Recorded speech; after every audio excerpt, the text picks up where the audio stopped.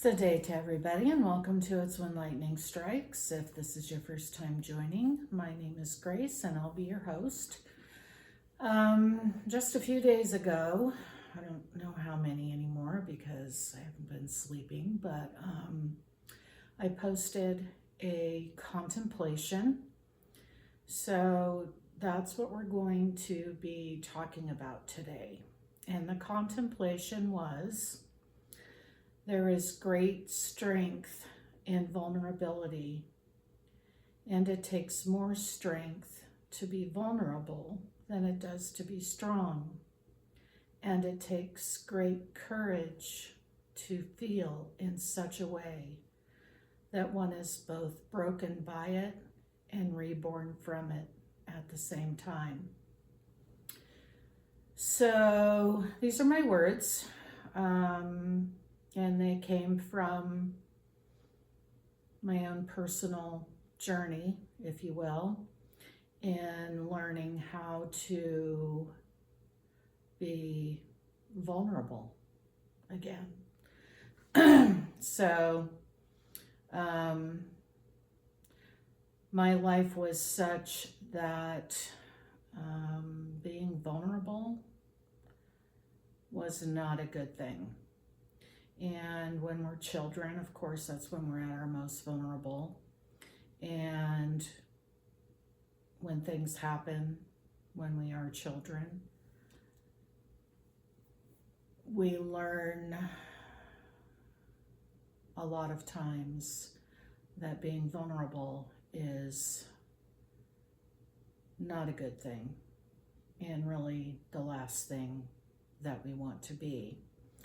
And I had such a life, and literally the thought of vulnerability for many, many years just about, made me lose it. It was unacceptable, absolutely unacceptable.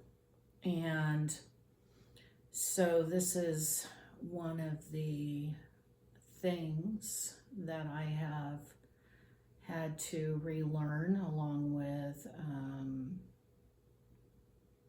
relearning how to cry, all kinds of things like that. So it does take more strength to be vulnerable, to allow yourself to be vulnerable, than it does to be strong. There's no doubt about this. This is my absolute truth. And there's also great strength in vulnerability. And that sounds even weird to me, even though I know it's, again, definitely a truth. But we all need to make this journey.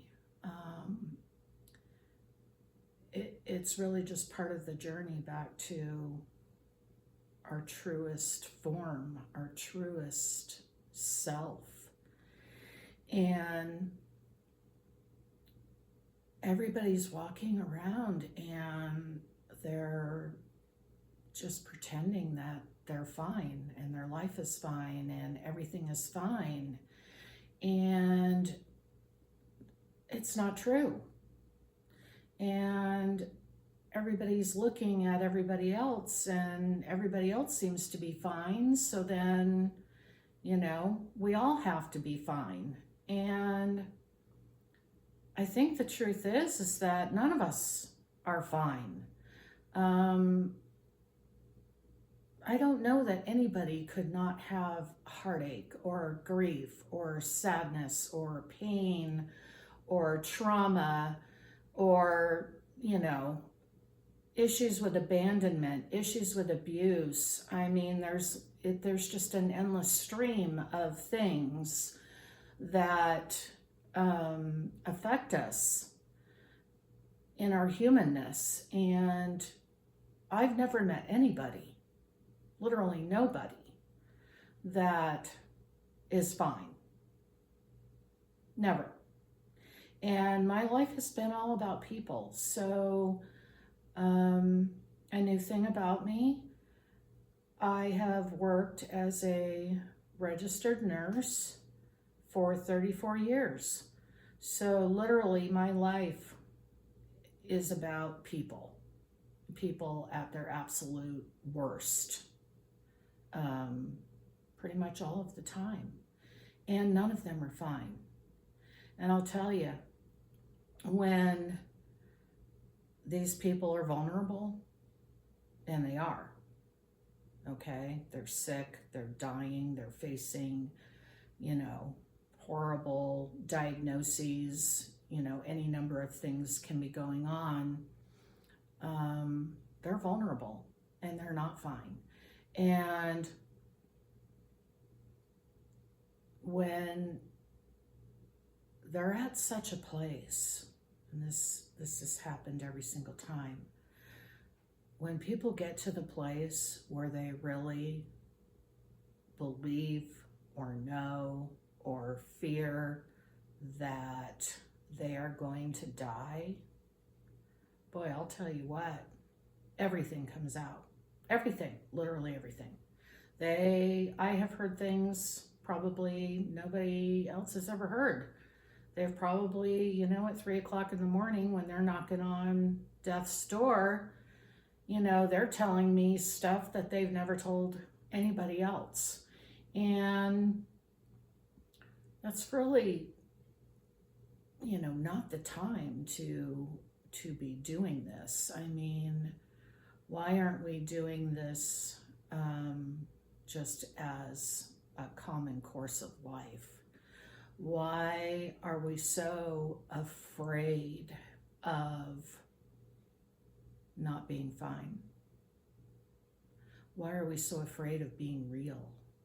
Why are we so afraid of letting others know the reality of where we are? Because we're all there in some way, shape, or form. This is just a fact. And I think that if we could stop this perpetual Halloween show we have going on, where everyone is running around in any number of different masks, and just have the courage to throw them away, throw your masks away, throw them away, be who you are. There's nothing wrong with who you are. And get real. If we could just go to that place with each other. And this is a sacred place to go. And so it's scary to make yourself vulnerable. I mean, you got to have a lot of courage. Doing this right now, talking about all this stuff, I'm making myself vulnerable. It doesn't really bother me anymore, but it used to. And when you go to that place with somebody else, or somebody goes to that place with you where you're getting real, you are sharing your pains, your sorrows, your traumas, your fears. I mean, all those things that we hide, we think, from each other. You have a sacred responsibility in this. We all do. And I'll tell you, for me, and I can't imagine that others don't feel this way, there is absolutely nothing worse than sharing your most painful whatevers with somebody else that you think you can trust. And, the next time you get in an argument or a disagreement or whatever, this person who you really thought you could trust takes that information, this sacred, privileged information and uses it as a weapon against you. I mean, this is like the lowest blow anybody can deliver. So there's a sacred responsibility in this, and you can't be doing that. If somebody goes there with you, you know, that's privileged, sacred information, and cannot ever, under any circumstances, be used as a weapon. That's not okay, and that's not ever okay. And you can tell that, you know, this has happened to me more than a few times. So